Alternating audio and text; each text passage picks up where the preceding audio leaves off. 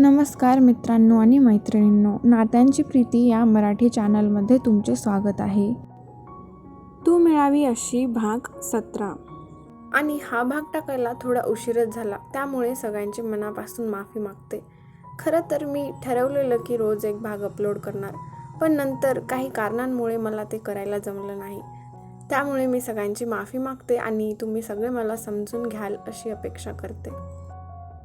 माझी शालिनी अशी सोडून जाऊच शकत नाही, मला नाही जाऊ शकत ती. अभि आकाशच्या गळ्यात पडून रडत होता. कॉन्स्टेबल हातात कसल्या तरी 4-5 वस्तू घेऊन आले. सर, हे त्या बॉडीकडे मिळालंय. मंगळसूत्र, आकाशने अभिसमोर धरलं. ते बघून तर अभि बेशुद्धच पडला. ते त्याच्यात शालिनीचं मंगळसूत्र होतं. Sir, dead body. हॉस्पिटलचे 2 माणसं स्ट्रेचरवरून बॉडी घेऊन आले.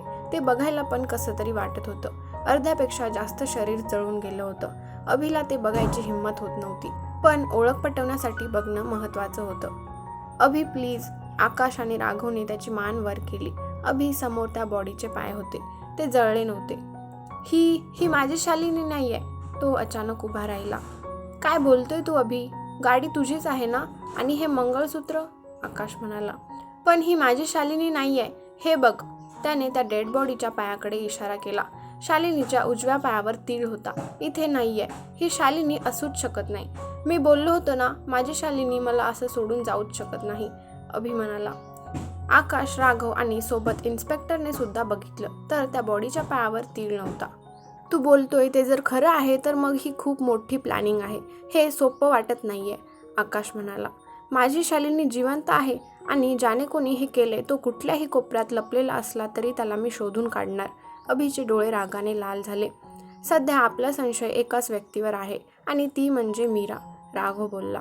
त्या कुठे आहेत सांगा. पोलीस डिपार्टमेंट तुम्हाला नक्कीच मदत करेल, इन्स्पेक्टर बोलले.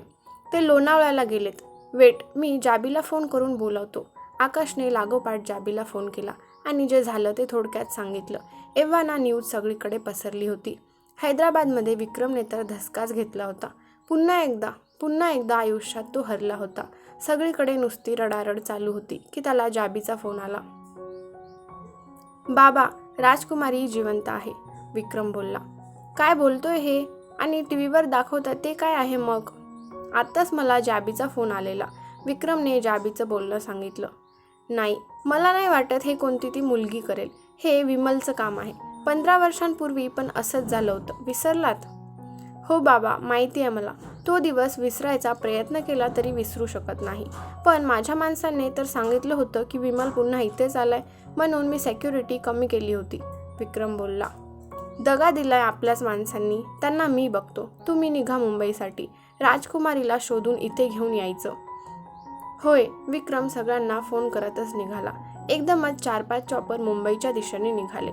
तिथे असलेली माणसं आधीच मुंबईत पसरली होती. मुंबई बाहेर जाणाऱ्या सगळ्या रस्त्यांना हाय सिक्युरिटी बसवली होती.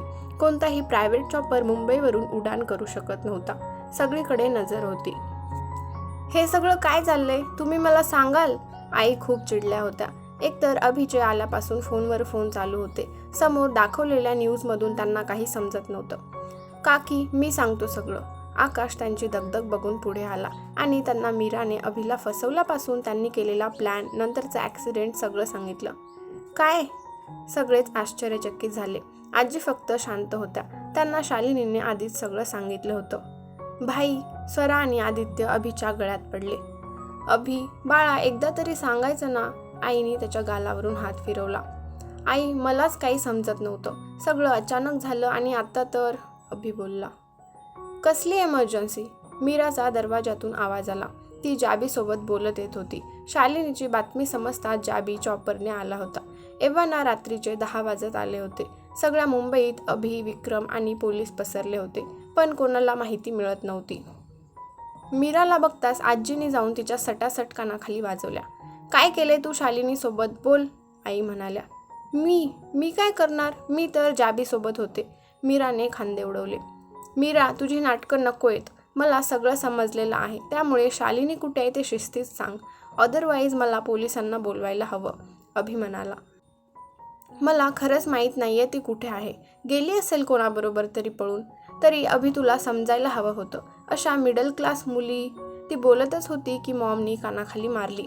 माझ्या सुनेबद्दल बोलण्याची तुझी लायकी नाही आहे, समजलं? आई म्हणाल्या. मी शांतपणे विचारतोय, ह्याचा फायदा घेऊ नको मीरा. तुला पण माहिती आहे माझा राग बाहेर आला तर काय होऊ शकतं. अभि म्हणाला. अभि, मी तुझ्या बाळाची होणारी आई आहे, मीरा बोलली. जस्ट शट अप दिस नॉनसेन्स. त्याचा आवाज एवढा वाढला की तिथे असलेले सगळेच दचकले. मला माहिती आहे त्या रात्री आपल्यात काहीही झालं नव्हतं. हा सगळा तुझा प्लॅन होता. त्यामुळे पुन्हा मला इमोशनल ब्लॅकमेल करायचा प्रयत्न सुद्धा करू नको. अभि तिच्या अगदी समोर येऊन उभा राहिला. काय बोलतोय तू? मीराच्या हातांना घाम यायला लागला, पण चेहऱ्यावर मात्र पूर्ण कॉन्फिडन्स होता. तुला पण चांगलंच माहिती आहे मी काय बोलतोय, त्यामुळे आता जास्त वेळ न घालवता माझ्या प्रश्नाचं उत्तर दे. शालिनी कुठे आहे? अभिने तिच्या डोळ्यात बघत प्रश्न केला. त्याची ती लाल नजर बघून मीराच्या लक्षात आलं आता ती नाटक करू शकत नाही, पण तरीही ती स्वतः काहीच कबूल करणार नव्हती. हे बघ, मी शालिनीला काहीही केलं नाहीये. हवं तर तू माझा फोन, लॅपटॉप सगळं चेक करू शकतो, मीरा बोलली. तू काय काय करू शकते मला चांगलंच माहिती आहे, अभि म्हणाला. Mister Desai, we have got a clue. Inspector धावतच आले. व्हॉट? अभि बोलला. ज्यावेळी ॲक्सिडेंट झाला त्यावेळी तिथे येणाऱ्या जाणाऱ्या गाड्या थांबल्या, पण हा ट्रक हा त्याच वेळी तिथून निघाला. नक्कीच काहीतरी सस्पिशियस आहे. आम्ही ह्या नंबरची RTOकडे चौकशी केली. चोरी झालेला ट्रक आहे हा, इन्स्पेक्टर बोलले. मीरा, आता तरी खरं बोलणार आहेस तू? अभि म्हणाला. मी खरं सांगते, तुम्ही माझी हवी तेवढी चौकशी करा. मी काहीच केलं नाहीये. इनफॅक्ट हे सगळं काय चाललंय मला नक्की माहीत सुद्धा नाहीये, मीरा बोलली. आता मात्र अभिला मीराचं बोलणं मानावं लागलं. पण मीराने काहीच केलं नाहीये तर मग कोण? त्याचे अजून तर कोण दुश्मन नव्हते. ज्याच्याबद्दल काहीच माहीत नाहीये अशा माणसाला तो कसा शोधणार होता? इथला सगळा प्रकार लक्षात घेता जाबीने बाजूला जाऊन विक्रमला फोन केला. तो मुंबईमध्ये पोहोचला होता. विक्रमने त्याला 1-2 व्हिडिओ क्लिप्स पाठवल्या. त्यात सेम तोच ट्रक एका छोट्या गल्लीत जाताना दिसत होता. माझ्या एका माणसाने हे पाठवले. जाबीने त्या क्लिप्स अभिला दाखवल्या. Let's go. अभि सगळ्या गार्डसोबत बाहेर पडला, पण जायच्या आधी त्याने मीराला अरेस्ट करायला लावलं. पोलीस सुद्धा त्याच्यासोबत होतेच. आई आणि काकी तर देवासमोर हात जोडून बसल्या. एरिया ओळखून पोलिसांनी गाड्या थांबवल्या. मुंबईच्या बाहेरच होती ती जागा. तिथलं प्रत्येक घर पिंजून काढलं. तो ट्रक मिळाला, पण शालिनीचा काही पत्ताच नव्हता. 12 वाजून गेले होते. अभिची हिंमत कमी होत चालली होती.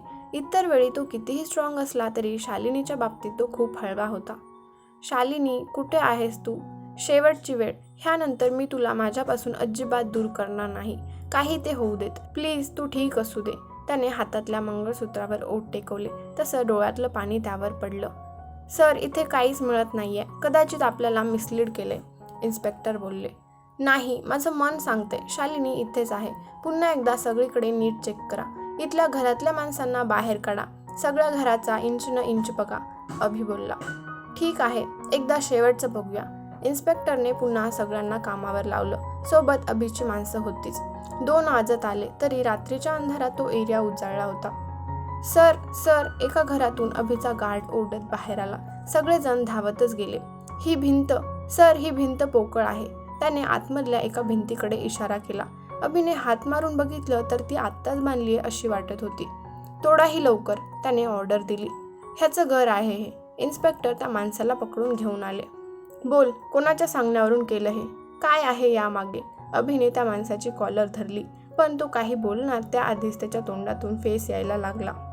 He is dead. इन्स्पेक्टरने त्याची नस चेक केली. तिथे असलेली विक्रमची माणसं त्याला प्रत्येक क्षणाची खबर देत होते. तो स्वतः येऊ शकत नव्हता, पण त्याची सगळ्या माणसांवर नजर होती. धडाम. ती भिंत खाली कोसळली, पण त्यामागचं दृश्य बघून सगळ्यांचे पाय जमिनीला खिळले. पहिले आधी 2 कॉन्स्टेबल आत गेले. त्याच्या मागे अभि आणि त्याच्या पाठोपाठ सगळे घुसले. सर, पुढे असलेला कॉन्स्टेबल जाग्यावर थांबला. काय? अभि बोलला. इथे 2 रूम्स आहेत. ते बाजूला झाले तसं अभि पुढे आला. त्याने दोन्ही रूमच्या दरवाजाला कान लावून आतमध्ये काय चाललंय ते समजते का बघायचा प्रयत्न केला, पण कोणताच आवाज येत नव्हता. हा दरवाजा तोडा. त्याने दुसऱ्या दरवाजाकडे इशारा केला आणि जरा मागे झाला. कॉन्स्टेबलने जोरात धक्का मारत दरवाजा तोडला. धक्क्यासोबत ते आत गेले, पण अभिची पावलं दरवाजातच थांबली. ती रूम पूर्ण सजवली होती. डिम लाईट्स लावल्या होत्या. बेडवर गुलाबाच्या पाकळ्या पसरलेल्या होत्या आणि त्यावर शालिनी पडलेली होती. ती त्याच्यासोबत असताना घातलेल्या कपड्यातच होती, पण आता बेशुद्ध होती की अजून काय. थांब, कॉन्स्टेबल ओरडला आणि तो भानावर आला. रूममधून एक 50शी पार झालेला माणूस पळायचा प्रयत्न करत होता, पण त्याला पळायला येत नव्हतं, कारण त्याने प्रमाणापेक्षा जास्तच दारू घेतली होती. बाहेरून येणाऱ्या इन्स्पेक्टर आणि अभिच्या माणसांनी त्याला पकडलं. अभि धावत शालिनीकडे आला. शालिनी, शालिनी, शालिनी, तो तिच्या गालावर मारत उठवायचा प्रयत्न करत होता, पण तेवढ्यात त्याच्या लक्षात आलं तिच्या अंगावरचा ड्रेस ठिकठिकाणी फाटला होता. लागोपाठ त्याने त्याचं ब्लेझर तिच्या अंगाभोवती गुंडाळलं आणि उचलून घेतलं. आम्ही इथलं सगळं बघतो आणि तुम्हाला रिपोर्ट करतो सर, इन्स्पेक्टर त्या बखोटी पकडलेल्या माणसाकडे बघत बोलले. हा माणूस मला हवाय, अभि बोलला. हो, इन्स्पेक्टर जास्त काही बोलले नाही. अभि धावतच शालिनीला घेऊन त्या घरातून बाहेर आला. गार्डला पटकन गाडी काढायला सांगितली. शालिनीचे श्वास खूप कमी होत होते. तिचे हात घासत तो शुद्धीवर आणण्याचा प्रयत्न करत होता. डोळ्यातून यायला बघणारं पाणी अडवत होता. शालिनी, वेक अप, तो मध्ये मध्ये तिच्या गालावर मारत होता. सर, आलो लवकर. गार्डने गाडी देसाई मॅन्शनकडे थांबवली. डॉक्टरची पूर्ण टीम आलेलीच होती. गाडीतून शालिनीला घेऊन उतरत तो पळतच आत आला. त्याच्या हातात शालिनीला असं बघून सगळेच घाबरले. त्याने बेडरूममध्ये तिला झोपवलं. डॉक्टर लागोपाठ पुढे आले आणि त्याला बाहेर जायला सांगितलं. रूम बाहेर येत तो तसाच दरवाजाजवळ बसला. मगासपासून थांबलेला हुंदका आता बाहेर पडला. घरातले सगळे तर त्याला पहिल्यांदा रडताना बघत होते. काय झालं बाळा? शालिनी ठीक आहे ना? आईने त्याला कुशीत घेतलं. आई, ती त्याने झालेलं सगळं सांगितलं. ऐकून सगळेच घाबरले. काही होणार नाही आहे, स्ट्रॉंग आहे ती. आपल्याला तिला हिंमत द्यावी लागणार. रडून काही होणार नाही आहे. आईने पाणावलेल्या डोळ्यांनी त्याला जवळ घेतलं. 20 मिनिटांनी नर्सने दरवाजा उघडला. शालिनी बेडवर झोपली होती. डॉक्टरांनी तिचे कपडे चेंज केले होते. हातापायाला झालेल्या सगळ्या जखमांना ड्रेसिंग केलं होतं. आजी आणि आई तिच्या बाजूला बसल्या. आम्ही इंजेक्शन दिले. त्यांनी एकदा घड्याळात बघितलं तर सकाळचे 3 वाजलेले. 9 वाजेपर्यंत शुद्ध येईल त्यांना, तेव्हा पुन्हा एकदा हे इंजेक्शन द्या. डॉक्टरांनी अभिकडे पॉकेट दिलं आणि त्याला बाहेर यायला इशारा केला. मिस्टर देसाई, तुमच्या वाईफला ड्रग्ज देण्यात आले, जे खूप आधी बॅन झाले. त्या जेव्हा शुद्धीत येतील ना, तेव्हा फिजिकल इंटिमेसीसाठी भीक मागतील. पण तुम्हाला त्यांच्या बॉडीचं टेम्परेचर कमी करायचं आहे. त्यांना थंड पाण्याच्या बाथटबमध्ये ठेवा आणि नंतरच ते इंजेक्शन द्या. असं त्यांच्या शरीरातील ड्रगचा अंमल कमी होईपर्यंत होणार. समजतं ना मला काय सांगायचे ते? डॉक्टर म्हणाले. अभिच्या हाताच्या मुठी खूप आवळल्या होत्या. त्याचीच नखं हातात घुसत होती. फक्त मान हलवत तो आत गेला. घरातल्या सगळ्यांना त्याने आराम करायला पाठवलं. रात्रभर कोणी झोपलंच नव्हतं. आता आकाशात हळूहळू सूर्यकिरणं यायला सुरुवात झाली होती. अभि तसाच शालिनीचा हात हातात घेऊन एकटक तिच्या सुकलेल्या चेहऱ्याकडे बघत होता. काय बोलायला हवं, काय करायला हवं, त्याला काहीही समजत नव्हतं. तो कोण माणूस होता हे पण त्याला माहीत नव्हतं. आणि त्याने एवढे घाणेरडं कृत्य. तिच्या नाजूक गोऱ्या हातांवर त्याच्या बोटांचे व्रण स्पष्ट दिसत होते. त्याने अलवार त्यावर मलम लावायला घेतला. विमलला मिस्टर देसाईची माणसं घेऊन गेलीत. जाबी विक्रमकडे आला होता. मला वाटतं आता मिस्टर देसाईंना आपल्याला सगळं सांगायलाच हवं, कारण विमलची माहिती काढल्यावर त्यांना सगळं समजणारच आहे, विक्रम बोलला. ठीक आहे, जाबी म्हणाला. राजकुमारीला सुद्धा सगळं समजायला हवं. पुढच्या महिन्याच्या उत्सवाला त्यांना हैदराबादला न्यायला हवं. नक्कीच त्यांना काहीतरी आठवणार, विक्रम बोलला. आयडिया चांगली आहे. मिस्टर देसाईंना सगळं सांगितल्यावर ते आपली मदत नक्कीच करतील, जाबी बोलला. तू लक्षात ठेवून राहा. तो विमल आता त्यांच्या तावडीतून सुटता नाही. इकडे त्याच्या गावावर आपल्या लोकांनी कब्जा मिळवलाय, विक्रम बोलला. बरं केलं, ज्यांनी दिलं त्यांचा जीव घेतला त्या माणसांनी, जाबी बोलला. आत्ता सध्या मृण्मयीच्या तब्येतीकडे लक्ष दे. काही लागलंच तर मला नक्कीच कळव. मी आता हैदराबादला जातोय. त्याचं गाव घेतल्यावर आता तिथली व्यवस्था करावी लागेल. नंतर आपण मिस्टर देसाईसोबत बोलू. विक्रम डोळे चोळत उठला. हो, जाबीने त्याला चॉपरपर्यंत सोडलं. सोडा मला, शालिनी एवढ्या मोठ्याने ओरडली की बाजूला असलेला अभि घाबरला. दरवाजा बंद असल्याने बाहेर आवाज गेला नाही. ती पूर्ण घामेजली होती. शरीर थरथरत होतं. जोरजोरात श्वास घेत होती. अंगाला अशी खाज येत होती की ती जखमा पण न बघता जोरात खाजवत होती. शालिनी, नाही. अभिने तिचे दोन्ही हात पकडले. माझ्याकडे बघ, मी तुझा अभि. तू ठीक आहेस? आपण आपल्या बेडरूममध्ये आहोत, बघ. त्याने एका हाताने तिचे दोन्ही हात पकडले आणि दुसरा हात तिच्या गालावर फिरवला. तो मला हात लावत होता. तिला बोलता येत नव्हतं. जीभ अडखळत होती. अभिला तिला असं हतबल बघून रडायला येत होतं. जास्त विचार न करता त्याने तिला उचलून घेतलं आणि बाथटबमध्ये ठेवलं. पण 5 मिनिटांतच ती पुन्हा बेशुद्ध झाली. त्याच्या डोळ्यातून एकसारखं पाणी वाहत होतं. तिला असं बघून किती त्रास होत होता तो सांगू पण शकत नव्हता. तसंच तिच्या केसांवरून हात फिरवताना बॉडी टेम्परेचर नॉर्मल होईपर्यंत तिला पाण्यात ठेवलं आणि नंतर स्वतःच तिचे कपडे चेंज करून बेडवर झोपवलं आणि दुसरं इंजेक्शन दिलं. तिचा हात हातात घेऊन तो बसून राहिला. 10च्या दरम्यान घरातले सगळे बघायला आले तेव्हा ती झोपली होती. अभि पण फ्रेश झाला. शालिनी बरी होईपर्यंत तो काय बाहेर जाणार नव्हता. खूप वेळ सगळे तिच्यासोबत होते. नंतर लंच बनवायला म्हणून आई खाली गेल्या. घरातलं वातावरण एकदम शांत झालं होतं. अभि ती पुन्हा घाबरून उठली. अभिने पुढे जात पटकन तिला मिठीत घेतलं. स्वराने पाण्याचा ग्लास पुढे केला. तिच्या थरथरत्या ओठांना त्याने ग्लास लावला. तिने एक घोट पाणी पिलं. बाकी सगळं खालीच सांडत होतं. आजी सगळ्यांना बाहेर घेऊन आल्या. अभि तसाच मागून तिला घट्ट मिठी मारून बसला. तो माणूस अभि ती रडत होती. मी आहे ना, तू काही बोलू नको, सगळं ठीक आहे, शांत राहा. अभि तिच्या डोक्यावरून हात फिरवायला लागला. नाही मी चांगली नाही आहे, त्याने मला. शालिनी शांत हो तू प्लीज, काहीही बोलू नको, झोप फक्त. अभिला तिचं बोलणं ऐकून आता राग यायला लागला होता. त्या माणसाने जे केलं त्यासाठी ती स्वतःला दोष द्यायला लागली होती. मी तुमच्या लायक नाही आहे अभि, जस्ट शट अप. अभि ओरडला. इकडे तिला असं बघून त्याचा जीव जायची वेळ आलेली आणि ती मरण्याच्या गोष्टी करत होती. त्याचा आवाज ऐकून शालिनी अजून घाबरली आणि बोलायचीच बंद झाली. फक्त रडत होती. यू आर प्युअर सोल, स्वतःला दोष देऊ नको. तिला खाली झोपत त्याने डोक्यावर ओठ टेकवले. ती फक्त डोळे बंद करून पडून राहिली. हळूहळू सगळे भेटायला आले पण ती काहीच बोलत नव्हती. एकटक नजर लावून बसलेली फक्त. ना चेहऱ्यावर कोणते एक्सप्रेशन, फक्त रडायची. तो दिवस असाच गेला. अभि तिच्या बाजूचा हल्ला सुद्धा नाही, पण ती कोणाशीच बोलली नाही, नुसती मान टाकून होती. दुसऱ्या दिवशी अभिने निशाला बोलावलं. निदान तिच्याशी तरी बोलेल. तिला फ्रेश करून त्याने बेडवर बसवलं पण ती काहीच रिस्पॉन्स देत नव्हती. जर खूप वेळ बोलायचा प्रयत्न केला तर फक्त रडायची. निशा संध्याकाळी येणार होती तोपर्यंत अभि शालिनीला घेऊन गॅलरीमध्ये बसला. तिच्याशी बोलता बोलता सूप भरवत होता. शालिनी बोल ना, तुला त्रास होतोय का ते पण समजत नाहीये. असं शांत राहून कसं चालेल. अभि अगदी पोट तिडकीने बोलत होता पण शालिनी फक्त समोरच्या झाडाकडे बघत होती. डोळ्यांच्या पापण्या पण हलल्या नव्हत्या. असं किती दिवस शांत राहणार तू? तुझी काही चुकी नव्हती, जे झालं त्यात. नको ना त्रास करून घेऊ स्वतःला. अभि तिला कुशीत घेऊन कुरवाळत होता. खूप वेळ तो तिला घेऊन बसला होता. जरा अंधार पडायला लागला आणि गेटकडे हालचाल जाणवली. त्याने बघितलं तर निशा आलेली. गार्ड तिला आत सोडत नव्हते. त्याने शालिनीला उचलून घेतलं आणि आता बेडवर झोपवलं. तसंही ती स्वतःहून तर उठायची नाही. बेडरूमचा दरवाजा नीट बंद करत तो खाली आला. आई जरा वर जा, शालिनी एकटीच आहे, अभि बोलला. हो जाते, हा पास्ता बनवते, तिला तो घेऊनच जाते, आई बोलला. हां.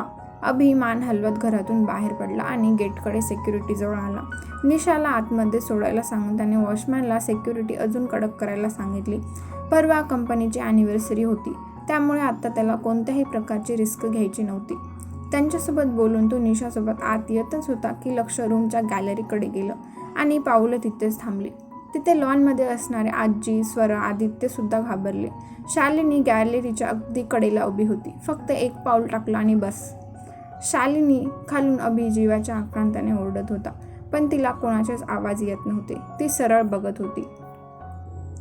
काय वाटते तुम्हाला? शालिनी वरून उडी मारेल की अभि तिला टाईमवर वाचवेल? पुढच्या भागात नक्की कळेल, तर बघत राहा. तर मित्रांनो आणि मैत्रिणींनो, तुम्हाला ही कथा कशी वाटली नक्की कमेंट करून सांगा व आवडली असेल तर लाईक करा आणि कथेचा पुढचा भाग बघण्यासाठी चॅनलला नक्की सबस्क्राईब करा व ही कथा आपल्या जवळच्या मित्रमैत्रिणींना देखील शेअर करा.